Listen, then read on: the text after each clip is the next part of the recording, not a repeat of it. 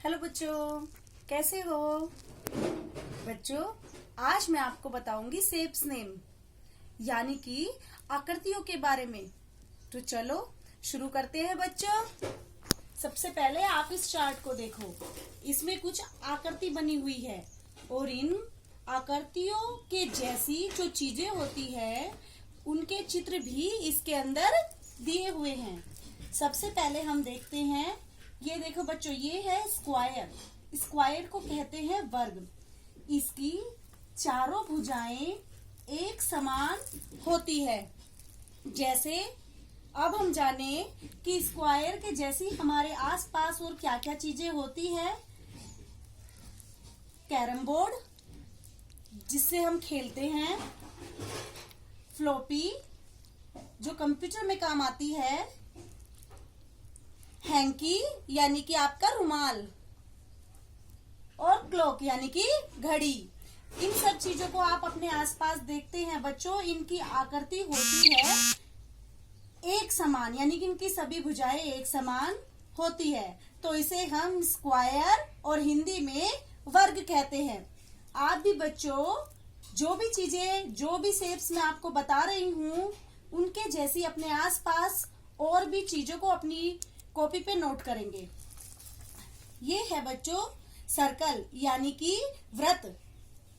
ये गोल होता है, जैसे रुपीस, व्हील यानी कि पहिया, बटन जो आपके शर्ट में होते हैं, और आपकी बॉल जिससे आप खेलते हो। इन सब का जो शेप होता है बच्चों वो बिल्कुल गोल होता है, यानी कि इसे वृत्त या सर्कल कहते हैं। आप अपने आसपास इस तरह की गोल चीजें और भी ढूंढ के नोट करोगे। उसके बाद है बच्चों ट्रायंगल यानी कि त्रिभुज।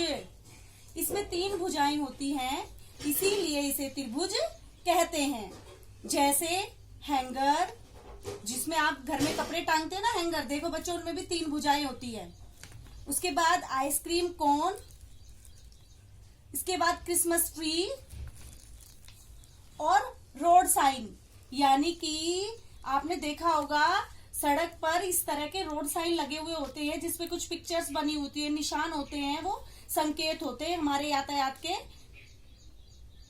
तो बच्चों इस तरह ये सभी क्या होते हैं, ट्रायंगल यानी कि त्रिभुज आकार के होते हैं। इन्हें ट्रायंगल कहते हैं। अब है बच्चों रेक्टेंगल यानी कि आयत।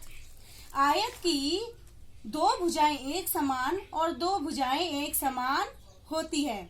इसे रेक्टेंगल यानी कि आयत कहते हैं।